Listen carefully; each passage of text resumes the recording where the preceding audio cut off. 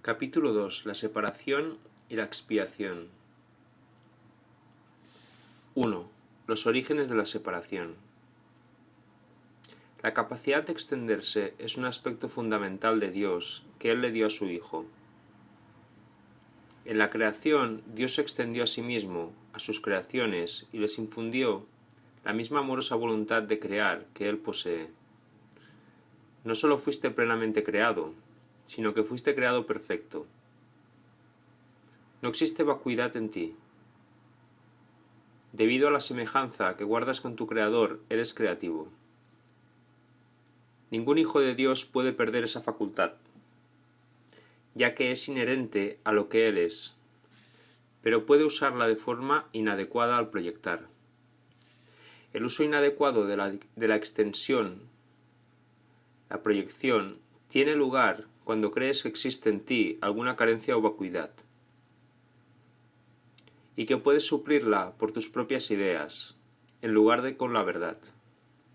Este proceso comprende los siguientes pasos. Primero, crees que tu mente puede cambiar lo que Dios creó. Segundo, crees que lo que es perfecto puede volverse imperfecto o deficiente. Tercero, crees que puedes distorsionar las creaciones de Dios, incluido tú. Cuarto, crees que puedes ser tu propio creador y que estás a cargo de la dirección de tu propia creación. Estas distorsiones relacionadas entre sí son un fiel reflejo de lo que realmente ocurrió en la separación o desvío hacia el miedo. Nada de eso existía antes de la separación, ni existe realmente ahora. Todo lo que Dios creó es semejante a Él. La extensión, tal como Dios la emprendió, es similar al resplandor interior que los hijos del Padre han heredado de Él. Su verdadera fuente se encuentra en su interior. Esto es tan cierto con respecto al Padre como al Hijo. En este sentido, la creación incluye tanto la creación del Hijo por Dios como las creaciones del Hijo una vez que su mente ha sanado. Esto requiere el libre albedrío, con el que Dios le dotó, ya que toda creación amorosa se otorga libremente en una línea continua en la que todos los aspectos tienen el mismo rango. El jardín del Edén, la condición que existía antes de la separación, era un estado mental en el que no se necesitaba nada. Cuando Adán dio oídos a las mentiras de la serpiente, lo único que oyó fueron falsedades. Tú no tienes que continuar creyendo lo que no es verdad, a no ser que así lo elijas. Todo ello puede literalmente desaparecer en un abrir y cerrar de ojos, porque no es más que una percepción falsa. Lo que se ve en sueños parece ser muy real. Lo que es más, en la Biblia se menciona que sobre Adán se batió un sueño profundo, mas no se hace referencia en ninguna parte a que haya despertado. El mundo no ha experimentado todavía ningún despertar o renacimiento completo. Un renacer así es imposible mientras sigas proyectando o creando falsamente.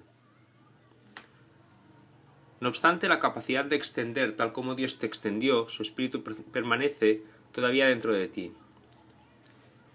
En realidad, esta es tu única alternativa, pues se te dio el libre albedrío para que tú deleitaras creando lo perfecto. Todo miedo se reduce en última instancia a la básica percepción errónea de que tienes la capacidad de usurpar el poder de Dios. Por supuesto no puedes hacer eso, ni jamás pudiste haberlo hecho. En esto se basa el que puedas escaparte del miedo. Te liberas cuando aceptas la expiación, la cual te permite darte cuenta de que en realidad tus errores nunca ocurrieron. Solo después del sueño profundo que se abatió sobre Adán, pudo éste experimentar pesadillas. Si de repente se enciende una luz cuando alguien está teniendo un sueño aterrador, puede que inicialmente interprete la luz como parte de su sueño y tenga miedo de ella. Sin embargo, cuando despierte, la percibirá correctamente como su liberación del sueño, al que dejará entonces de atribuir realidad. Esta liberación no se basa en ilusiones. El conocimiento que ilumina no solo te libera, sino que también te muestra claramente que eres libre. Sean cuales sean las mentiras que te hayas creído, para el milagro son irrelevantes, pues puedes sanar cualquiera de ellas con la misma facilidad. El milagro no hace distinciones entre diferentes percepciones falsas. Su única finalidad es distinguir entre la verdad por un lado y el error por otro. Algunos milagros pueden parecer más difíciles de obrar que otros, pero no te olvides del primer principio de este curso. No hay grados de dificultad en los milagros. En realidad eres perfectamente invulnerable a toda expresión de falta de amor. Estas expresiones pueden proceder de ti o de otros, de ti hacia otros o de otros hacia ti. La paz es un atributo que se encuentra en ti, no puedes hallarla fuera de ti mismo. La enfermedad es una forma de búsqueda externa. La salud es paz interior. La paz te permite mantenerte ecuánime ante cualquier falta de amor, procedente de fuera, y te capacita mediante la aceptación de los milagros para corregir las condiciones que resultan de la falta de amor en los demás. 2. La expiación como defensa. Puedes hacer cualquier cosa que Dios te pida. Te he pedido que obres milagros, y he dejado claro que los milagros son naturales, correctivos, sanadores y universales. No hay nada que no puedan lograr, pero no pueden llevarse a cabo con un espíritu de duda o de temor. Cuando tienes miedo de algo, estás admitiendo que ello tiene el poder de hacerte daño. Recuerda que donde esté tu corazón, allí también estará tu tesoro. Crees en lo que consideras valioso. Si tienes miedo, es que estás equivocado con respecto a lo que es valioso. Tu entendimiento inevitablemente evaluará erróneamente, y al otorgar el mismo poder a todos los pensamientos, destruirás inevitablemente la paz. Por eso es por lo que la Biblia habla de la paz de Dios, que supera todo razonar.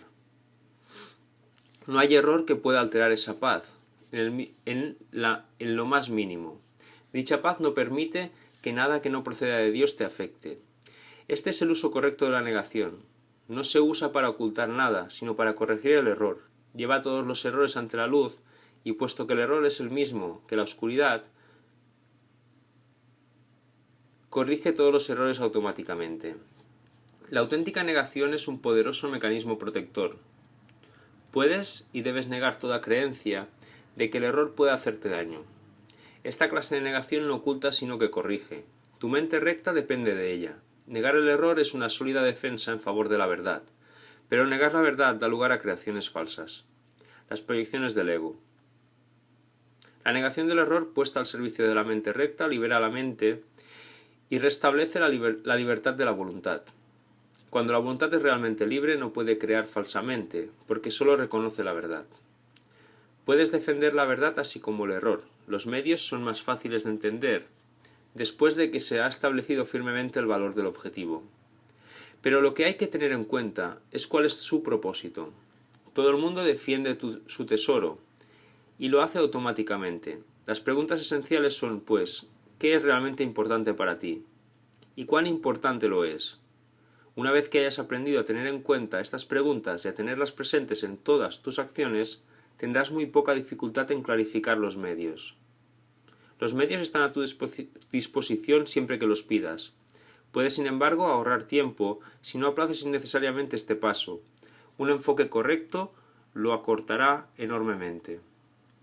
La expiación es la única defensa que no puede usarse destructivamente, porque no es un recurso que tú mismo hayas inventado.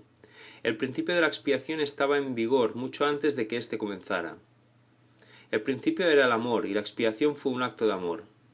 Antes de la separación los actos eran innecesarios, porque no existía la creencia en el tiempo ni en el espacio. Fue sólo después de la separación cuando se planearon la expiación y las condiciones necesarias para su cumplimiento.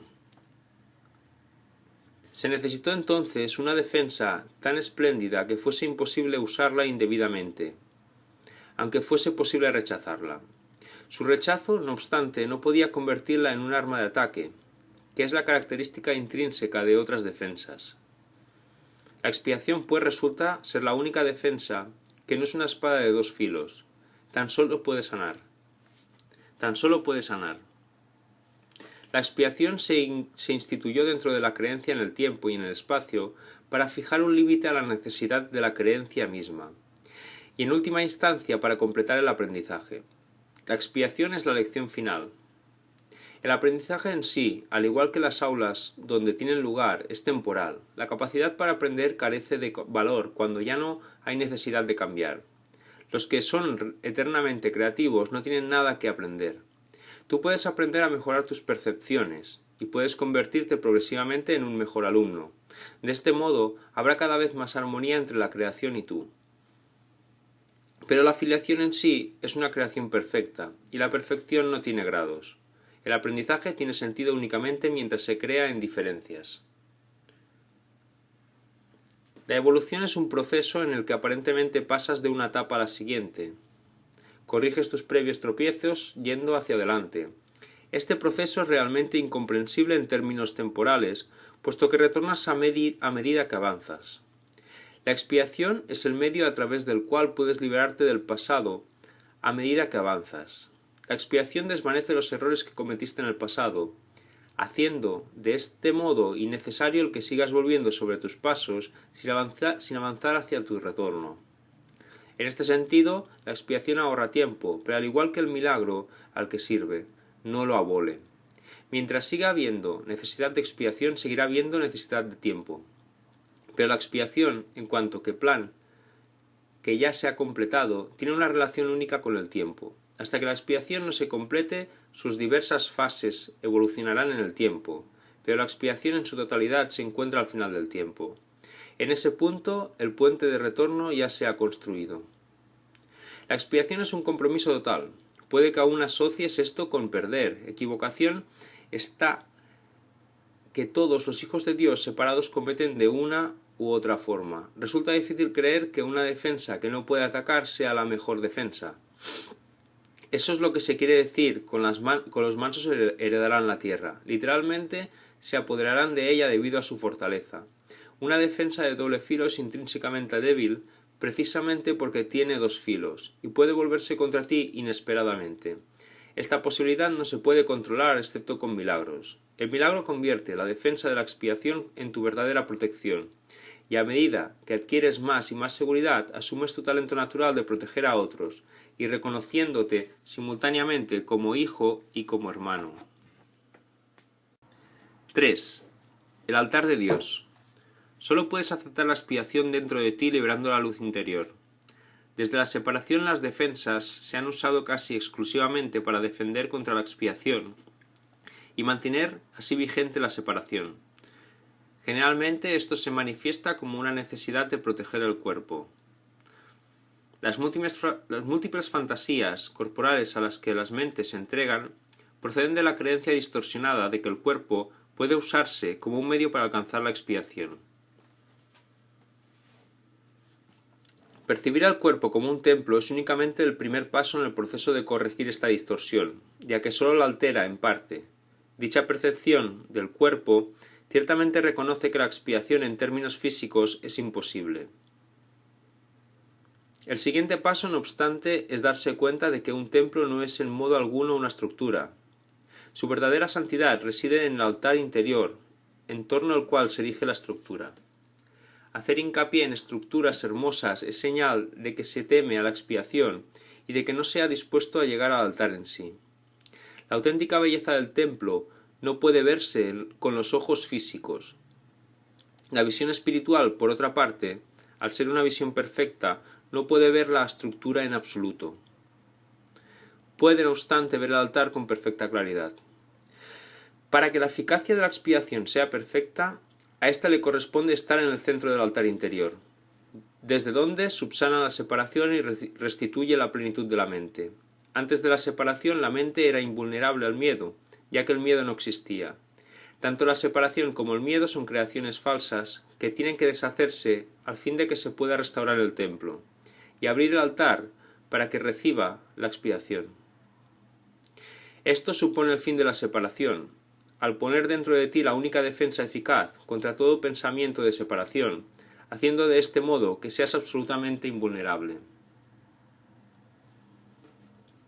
El que todos acepten la expiación es solo cuestión de tiempo. Tal vez parezca que esto contradice su libre albedrío, dada la inevitabilidad de la decisión final, pero en realidad no es así. Puedes aplazar lo que tienes que hacer y eres capaz de enormes dilaciones, pero no puedes desvincularte completamente de tu Creador, quien fija los límites de tu capacidad para crear falsamente. Una voluntad aprisionada engendra una situación tal que llevada al extremo se hace completamente intolerable. La resistencia al dolor puede ser grande, pero no es ilimitada. A la larga todo el mundo empieza a reconocer, por muy vagamente que sea, que tiene que haber un camino mejor. A medida que este reconocimiento se arraiga más, acaba por convertirse en un punto decisivo en la vida de cada persona.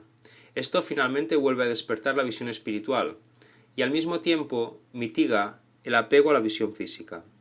Este alternar entre los dos niveles de percepción se experimenta normalmente como un conflicto que puede llegar a ser muy agudo.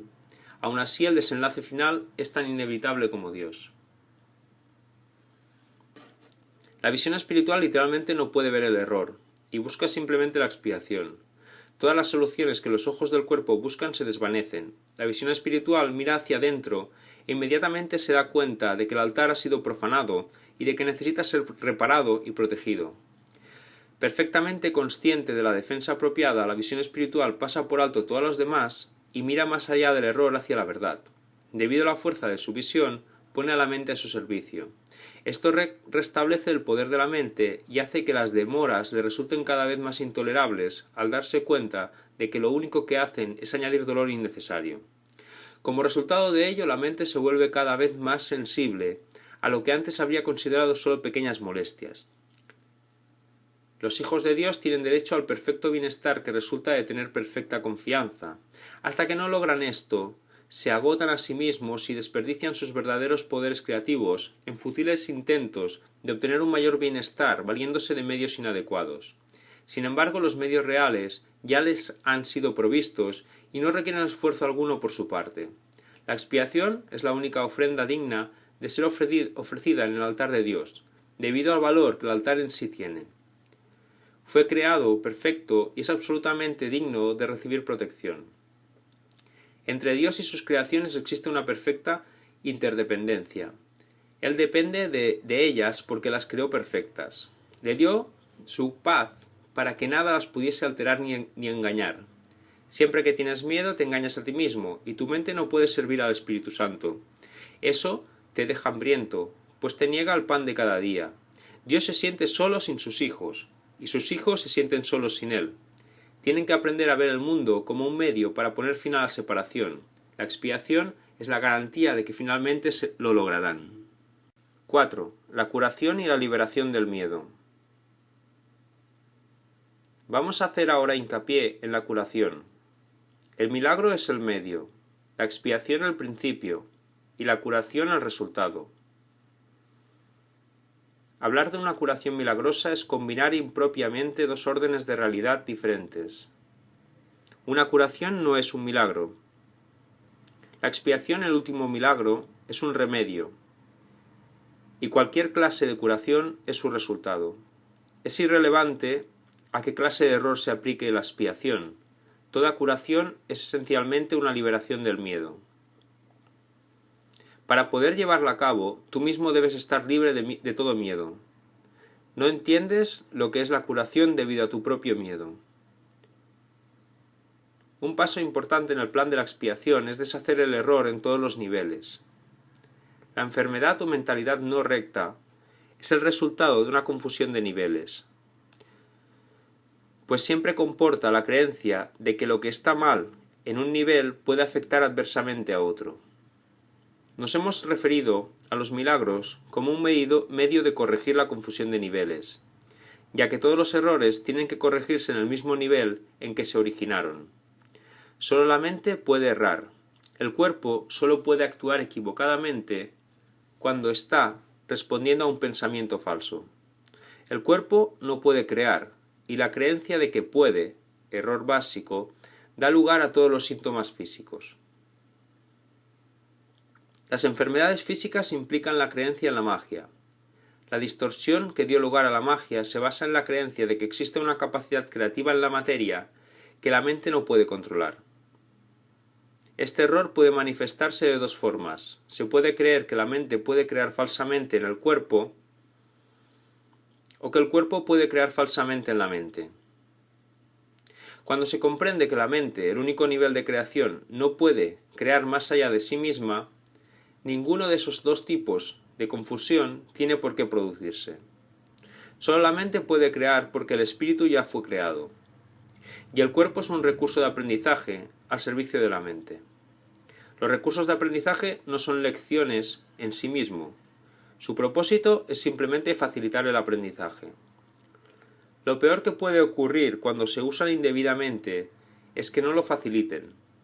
De por sí un recurso de aprendizaje no tiene poder para producir verdaderos errores en el aprendizaje.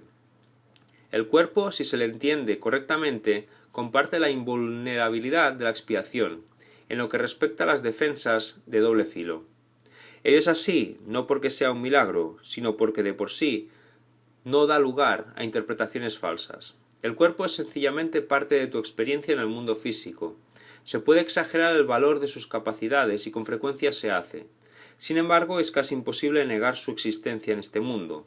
Los que lo hacen se dedican a una forma de negación particularmente inútil.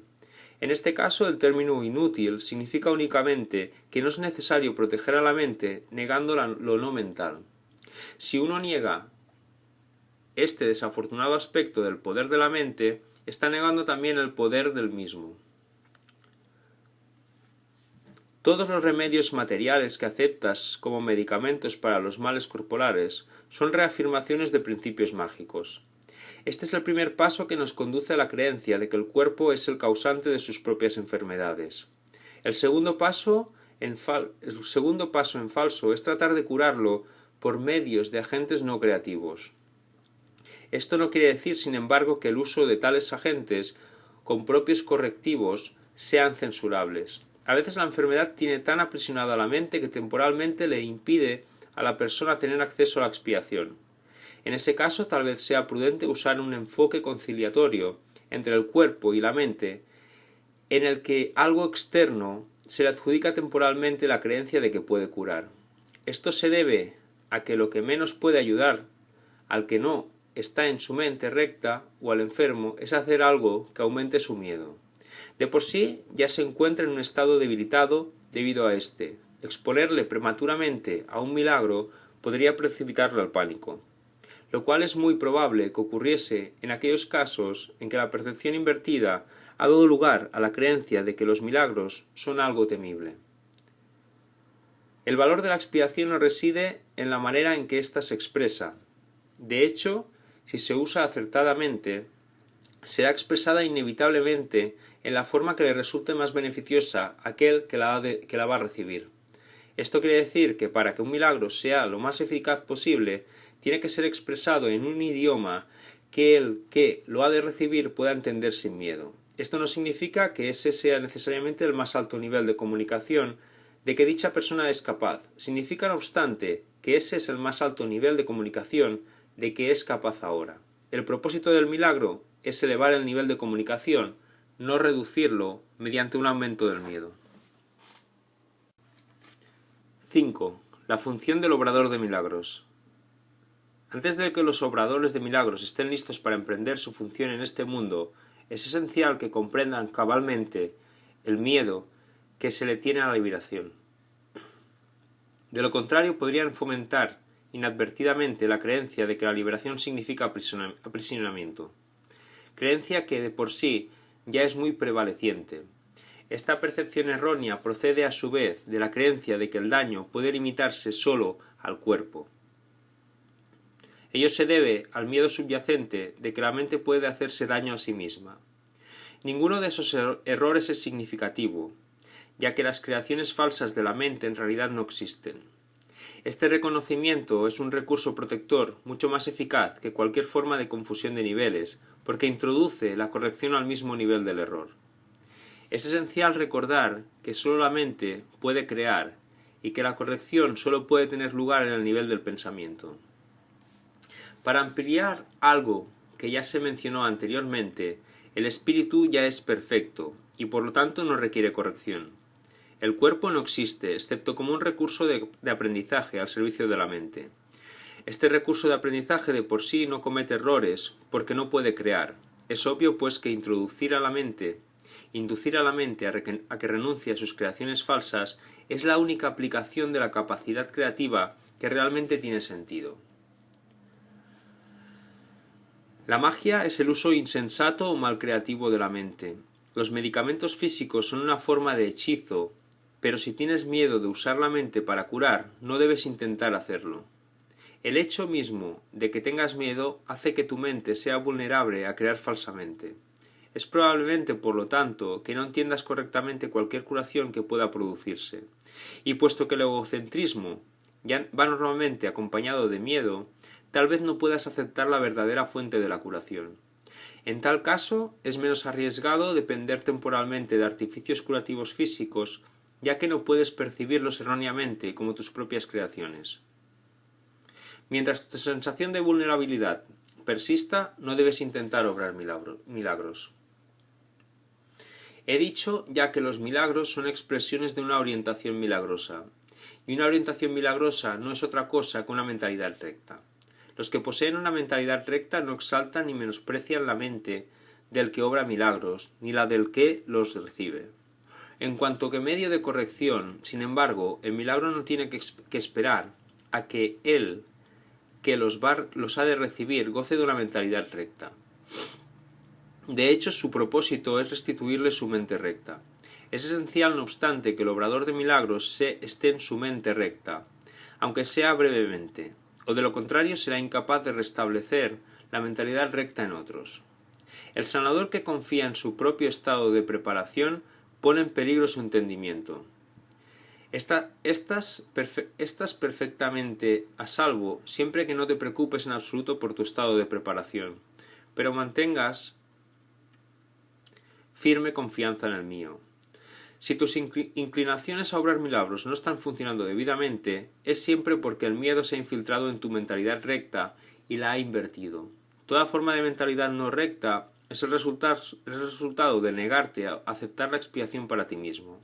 Si la aceptases, estarías en una posición desde la que podrías reconocer que los que tienen necesidad de curación son simplemente aquellos que aún no se han dado cuenta de que la mentalidad recta es en sí la curación. La única responsabilidad del obrador de milagros es aceptar la expiación para sí mismo. Esto significa que reconoces que la mente es el único nivel creativo y que la expiación puede sanar sus errores. Una vez que hayas aceptado esto, tu mente podrá solamente sanar. Al negarle a tu mente cualquier potencial destructivo y restituir de nuevo sus poderes estrictamente constructivos, te colocas en una posición desde la que puedes eliminar la confusión de niveles en otros. El mensaje que entonces les comunicas es el hecho irrefutable de que sus mentes son igualmente constructivas y de que sus creaciones falsas no pueden hacerles daño. Al afirmar esto, liberas a tu mente de la tendencia a exagerar el valor de su propio recurso de aprendizaje y la restituyes a su verdadero papel de estudiante. Debe subrayarse nuevamente que el cuerpo le resulta tan imposible aprender como crear.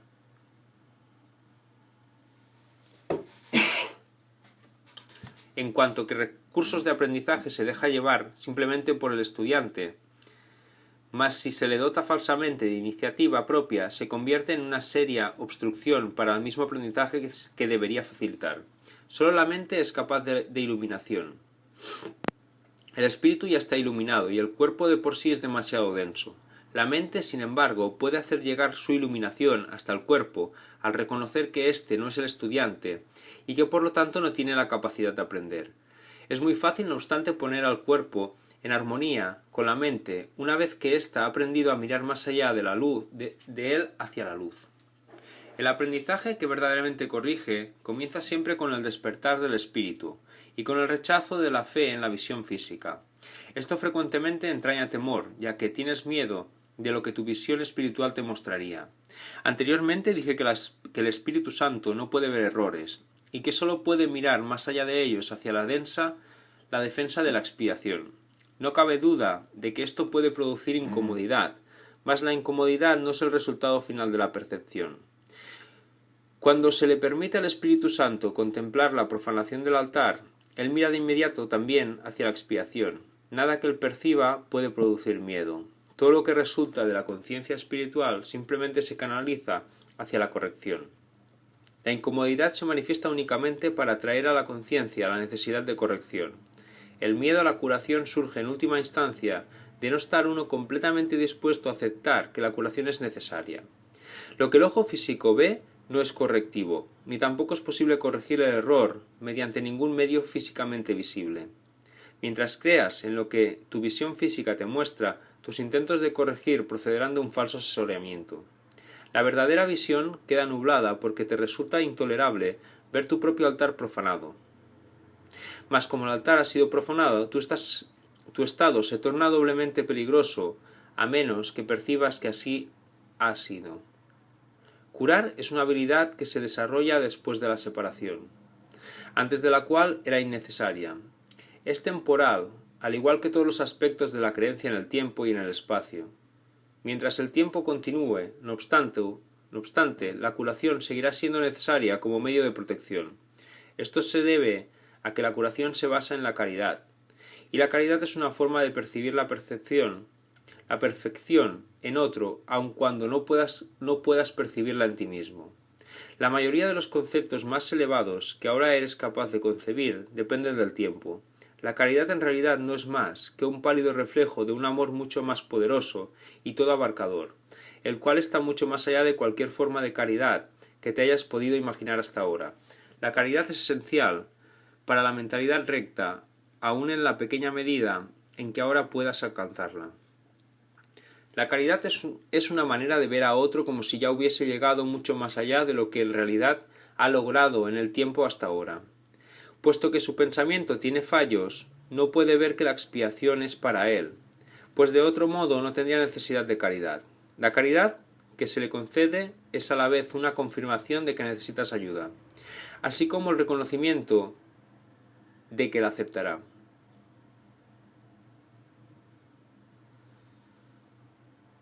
La caridad que se le concede es a la vez una confirmación de que necesita ayuda, así como el reconocimiento de que la aceptará.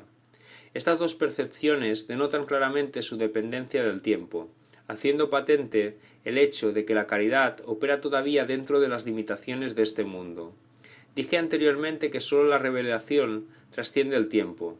El milagro, al ser una expresión de caridad, tan solo puede acortarlo. Hay que entender, no obstante, que cuando le ofreces un milagro a otro, estás acortando su sufrimiento y el tuyo. Esto corrige tanto retroactivamente como progresivamente.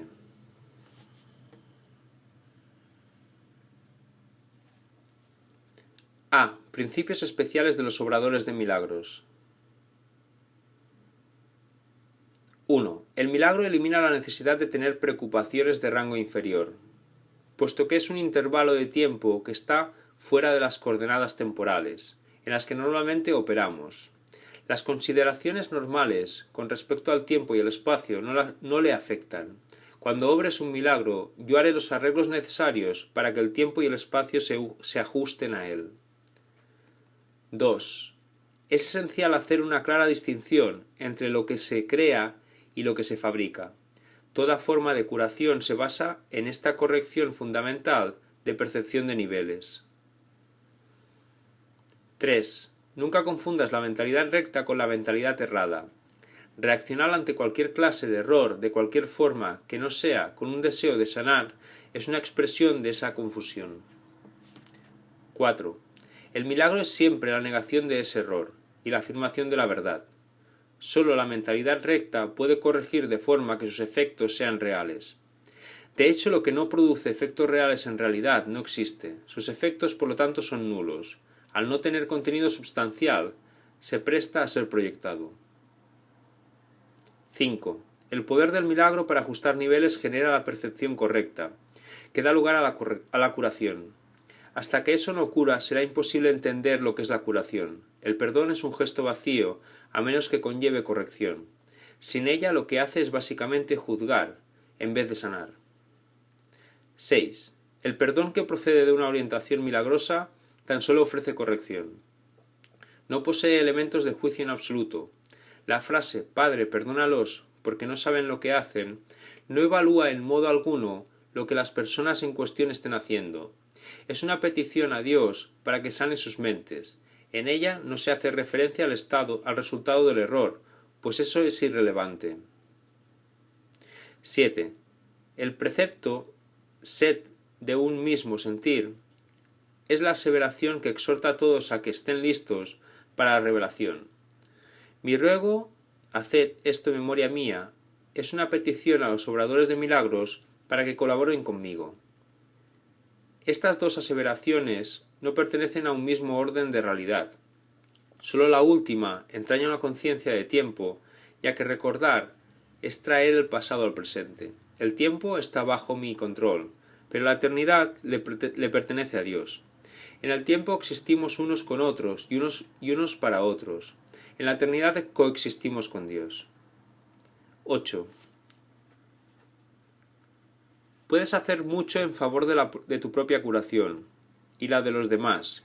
Si en situaciones en las que se requiere tu ayuda, piensas de la siguiente manera. Estoy aquí únicamente para ser útil. Estoy aquí en representación de aquel que me envió. No tengo que preocuparme por lo que debo decir ni por lo que debo hacer, pues aquel que me envió me guiará. Me siento satisfecho de estar donde quiera que Él desee, porque sé que Él estará allí conmigo. Sanaré a medida que le permita enseñarme a sanar. 6. Miedo y conflicto. Tener miedo parece ser algo involuntario y no estar bajo tu control. Mas he dicho ya que solo los actos constructivos deben ser involuntarios. Mi control puede hacerse cargo de todo lo que no es importante, mientras que si así lo decides, mi asesoramiento puede dirigir todo lo que sí lo es. Yo no puedo controlar el miedo, pero este puede ser autocontrolado. Tu miedo me impide darte mi control. La presencia del miedo indica que has elevado pensamientos corporales al nivel de la mente. Eso los pone fuera de mi control y te hace sentir personalmente responsable de ellos, lo cual es una obvia confusión de niveles. Yo no fomento la confusión de niveles, tú debes no obstante elegir corregirla. Tú no justificarías un comportamiento demente por tu parte diciendo que no pudiste evitarlo. ¿Por qué entonces condonas pensamientos dementes? Hay una confusión en esto que te convendría examinar detenidamente. Tal vez creas que eres responsable de lo que haces, pero no de lo que piensas. La verdad es que eres responsable de lo que piensas porque es solamente en ese nivel donde puedes ejercer tu poder de decisión. Tus acciones son el resultado de tus pensamientos. No puedes separarte de la verdad, otorgándole autonomía al comportamiento. Este lo controlo yo automáticamente tan pronto como pongas tu pensamiento bajo mi dirección. Siempre que tienes miedo es señal inequívoca de que le has permitido a tu mente crear falsamente y de que no me has permitido guiarla. De nada sirve pensar que controlando los resultados de cualquier pensamiento falso se pueda producir una curación. Cada vez que tienes miedo es porque has tomado una decisión equivocada. Esa es la razón por la que te sientes responsable de ello. Tienes que cambiar de mentalidad, no de comportamiento, y eso es cuestión de que estés dispuesto a hacerlo.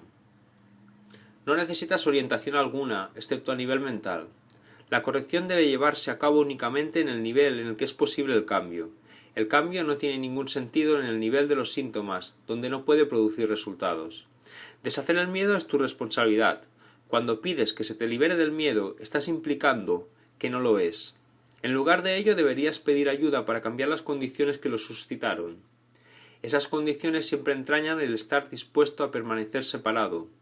A ese nivel tú puedes evitarlo. Eres demasiado tolerante con tus divagaciones de tu mente, con las divagaciones de tu mente, y condonas pasivamente sus creaciones falsas. El resultado particular no importa, lo que importa es el error fundamental. La corrección es siempre la misma. Antes de decidir hacer algo, pregúntame si tu elección está de acuerdo con la mía. Si estás seguro de que lo está, no tendrás miedo. El miedo es siempre un signo de tensión que surge cuando hay conflicto entre lo que deseas y lo que haces. Esta situación se presenta de dos maneras. Primera, puedes elegir hacer cosas conflictivas, ya sea simultánea o sucesivamente.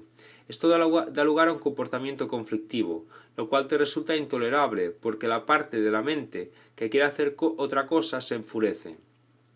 Segunda, puedes comportarte de acuerdo a como crees que debes, mas sin querer hacerlo realmente. Esto da lugar a un comportamiento congruente, pero conlleva gran tensión. En ambos casos la mente y el comportamiento están en desacuerdo, lo cual da lugar a una situación en la que estás haciendo algo que realmente no quieres hacer. Esto suscita una sensación de coerción, que normalmente produce furia y es muy probable que también dé lugar a proyecciones. Siempre que tienes miedo es porque aún estás indeciso. Tu mente se encuentra por lo tanto dividida y tu comportamiento inevitablemente se vuelve errático. La corrección a nivel de comportamiento puede cambiar el error del primer tipo al segundo, mas no elimina el miedo. Es posible alcanzar un estado en el que dejas que yo guíe tu mente sin ningún esfuerzo, consciente por tu parte, mas ello requiere un grado de buena voluntad que tú aún no posees. El Espíritu Santo no puede pedirte que hagas más de lo que estás dispuesto a hacer. La fuerza para hacer lo que Él te pide procede de una firme resolución por tu parte. Hacer la voluntad de Dios no produce ninguna tensión, una vez que reconoces que su voluntad es también la tuya. La lección en este caso es muy sencilla, aunque muy fácil de pasar por alto. Voy por lo tanto a repetirla y te exhorto a que escuches atentamente. Solo tu mente puede producir miedo. Hace eso cada vez que estás en conflicto con respecto a lo que quiere, la cual inevitablemente produce tensión, ya que existe discrepancias entre lo que quiere y lo que hace al respecto. Esto solo puede corregirse aceptando un objetivo unificado. El primer paso correctivo para deshacer el error es darse cuenta, antes que nada, de que todo conflicto es siempre una expresión de miedo. Dite a ti mismo que de alguna manera tienes que haber decidido no amar, ya que de otro modo el miedo no habría podido hacer presa en ti. A partir de ahí, todo el proceso correctivo se reduce a una serie de pasos pragmáticos dentro del proceso más amplio de aceptar que la expiación es el remedio. Estos pasos pueden resumirse de la siguiente forma. Reconoce en primer lugar que lo que estás experimentando es miedo. El miedo procede de una falta de amor. El único remedio para la falta de amor es el amor perfecto. Y el amor perfecto es la expiación. He subrayado que el milagro, la expresión de la expiación, es siempre un gesto de respecto de que es digno para con otro que también es digno. El reconocimiento de esa dignidad lo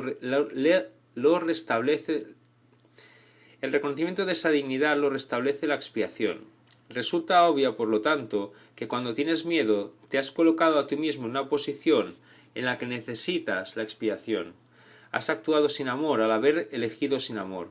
Esta es precisamente la situación para la que se instituyó la expiación. La necesidad del remedio inspiró su establecimiento. Mientras te limites a reconocer únicamente la necesidad del remedio, seguirás teniendo miedo. Sin embargo, tan pronto como aceptes el remedio, habrás deshecho el miedo. Así es como tiene lugar la verdadera curación. Todo el mundo experimenta miedo. Sin embargo, no se requeriría más que una pequeña dosis de recto pensar para que uno pudiese darse cuenta de por qué se produce. Son muy pocos los que aprecian el verdadero poder de la mente, y nadie permanece totalmente consciente de él todo el tiempo. No obstante, si esperas librarte del miedo, hay algunas cosas que debes comprender y comprender plenamente. La mente es muy poderosa y jamás pierde su fuerza creativa, nunca duerme. Estás creando continuamente. Es difícil reconocer la oleada de poder que resulta de la combinación de pensamiento y creencia, la cual puede literalmente mover montañas. A primera vista parece arrogante creer que posees tal poder, mas no es esa la verdadera razón de la que no lo creas. Prefieres creer que tus pensamientos no pueden ejercer ninguna influencia real porque de hecho tienes miedo de ellos. Eso puede mitigar la conciencia de culpabilidad, pero a costa de percibir a la mente como impotente. Si crees que lo que piensas no tiene ningún efecto, puede que dejes de tenerle miedo, pero es bastante improbable que le tengas respeto. No hay pensamientos futiles, todo pensamiento produce forma en algún nivel. 7. Causa y efecto. Puede que todavía te quejes de que tienes miedo, pero aún así sigues atemorizándote a ti mismo. He indicado ya que no puedes pedirme que te libere del miedo. Yo sé que no existe, pero tú no. Si me interpusiese entre tus pensamientos y sus resultados, estaría interfiriendo en la ley básica de causa y efecto, la ley más fundamental que existe. De nada te serviría el que yo menospreciase el poder de tu pensamiento. Ello se opondría directamente al propósito de este curso. Es mucho más eficaz que te recuerde que no ejerces suficiente vigilancia con respecto a tus pensamientos. Tal vez pienses que a estas alturas solo un milagro te capacitaría para hacer eso, lo cual es absolutamente cierto. No estás acostumbrado a pensar con una mentalidad milagrosa, pero se te puede enseñar a pensar de esa manera. Todos los obradores de milagros necesitan ese tipo de instrucción. No puedo permitir que dejes de vigilar a tu mente, ya que de otro modo no podrías ayudarme. Obrar milagros requiere el que uno se dé cuenta plenamente del poder de los pensamientos a fin de evitar las creaciones falsas. De lo contrario sería necesario un milagro que rectificase a la mente misma, proceso circular este que no propiciaría el colapso del tiempo, que es para lo que el milagro se concibió. El obrador de milagros debe poseer un genuino respeto por la verdadera ley de causa y efecto, como condición previa para que se produzca el milagro. Tanto el milagro como el miedo proceden de pensamientos. Si no eres libre de elegir uno, tampoco serás libre de elegir el otro. Al elegir el milagro rechazas el miedo, aunque solo sea temporalmente. Te has sentido temeroso de todo el mundo y de todas las cosas. Tienes miedo de Dios, de mí y de ti mismo. No has percibido erróneamente o creado falsamente. Crees en lo que has fabricado. No habrías podido hacer nada de eso si no hubieses tenido miedo de tus propios pensamientos. Los temerosos no pueden sino crear falsamente, puesto que perciben erróneamente la creación. Cuando creas falsamente no puedes sino sufrir. El principio de causa y efecto se convierte ahora en un verdadero catalizador, aunque solo sea temporalmente. En realidad, causa es un término que le corresponde propiamente a Dios, y su efecto es su Hijo. Esto supone una serie de relaciones de causa y efecto completamente diferentes de las que tú introduces en tus creaciones falsas. El conflicto fundamental de este mundo es, pues, entre la creación y la creación falsa. Todo miedo está implícito en la segunda y todo amor en la primera. El conflicto es por lo tanto entre el amor y el miedo. Ya hemos dicho que crees que no puedes controlar el miedo porque tú mismo lo inventaste, y tu creencia en él parece ponerlo fuera de control. Sin embargo, todo intento de resolver el error tratando de dominar el miedo es inútil. De hecho, eso no hace más que corroborar su poder, al asumir que necesita ser dominado. La verdadera solución descansa enteramente en alcanzar el dominio por medio del amor. En el interín, no obstante, la sensación de conflicto es inevitable, ya que te has colocado a ti mismo en una posición en la que crees en el poder de algo que no existe. La nada y el todo pueden coexistir. Creer en uno es negar al otro. La nada y el todo no pueden coexistir. Creer en uno es negar al otro. El miedo no es nada realmente, y el amor lo es todo. Siempre que la luz irrumpe en la oscuridad desaparece. Lo que tú crees es cierto para ti. En este sentido, la separación ha ocurrido, y negarlo sería utilizar incorrectamente la negación. Concentrarse en el error, no obstante, no es más que otro error. El procedimiento correctivo inicial consiste en reconocer temporalmente que hay un problema, mas sólo como señal de que tiene que ser corregido de inmediato. Esto da lugar a un estado mental en el que la expiación puede ser aceptada sin demora. Debe señalarse, no obstante, que en última instancia no puede haber transigencia alguna entre lo que lo es todo y lo que no es nada. El tiempo es esencialmente un recurso por medio del cual se puede abandonar toda idea de transigencia al respecto. Este proceso parece ser gradual debido únicamente a que el tiempo en sí comprende intervalos que no existen. La creación falsa hizo que esto fuese necesario como recurso de corrección. La aseveración ¿por qué tanto amó Dios al mundo que le dio su unigénito Hijo para que todo él que crea en él no perezca, mas tenga vida eterna, necesita solamente una leve corrección para que tenga sentido en este contexto. Se lo dio a su unigénito Hijo. Debe observarse con especial atención que Dios tiene solamente un Hijo. Si todas las creaciones de Dios son hijos suyos, cada una de ellas tiene que ser parte integral de toda la filiación. La filiación, en su unicidad, trasciende la suma de sus partes. Este hecho, no obstante, queda velado, mientras falte una sola de ellas. Por eso es por lo que, en última instancia, el conflicto no se puede resolver hasta que todas las partes de la filiación hayan retornado. Sólo entonces podrá comprenderse lo que, en el verdadero sentido de la palabra, significa la plenitud. Cualquier parte de la filiación puede creer en el error o en la incompleción si así lo elige. Sin embargo, si lo hace, estará creyendo en la existencia de algo que no existe. Lo que corrige este error es la expiación. Ya he hablado brevemente acerca de la condición de estar listo, pero tal vez pueda ser útil mencionar aquí algunos puntos adicionales. Estar listo es solo el prerequisito para que se pueda lograr algo. No se debe confundir una cosa con la otra. Tan pronto como se dé la condición de estar listo, también se da, en cierta medida, el deseo de querer lograr algo, si bien este no es necesariamente un deseo indiviso. Dicha condición de estar listo no es más que el potencial para que se pueda tener lugar un cambio de mentalidad. La confianza no se puede desarrollar plenamente hasta que no se haya alcanzado un dominio total.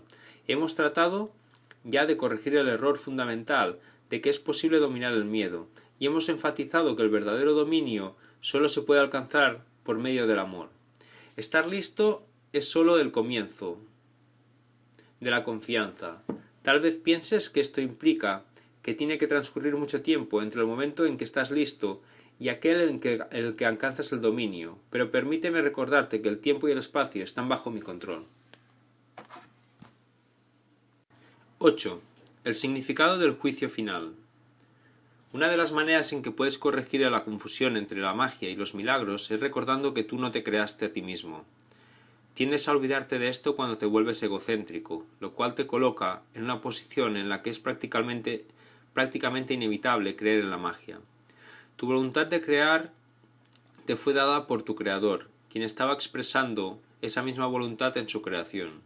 Puesto que la capacidad de crear reside en la mente, todo lo que creas es necesariamente una cuestión de voluntad. De ello se desprende también que lo que haces por tu cuenta es real para ti, mas no lo es en la mente de Dios. Esta distinción básica conduce directamente al verdadero significado del juicio final.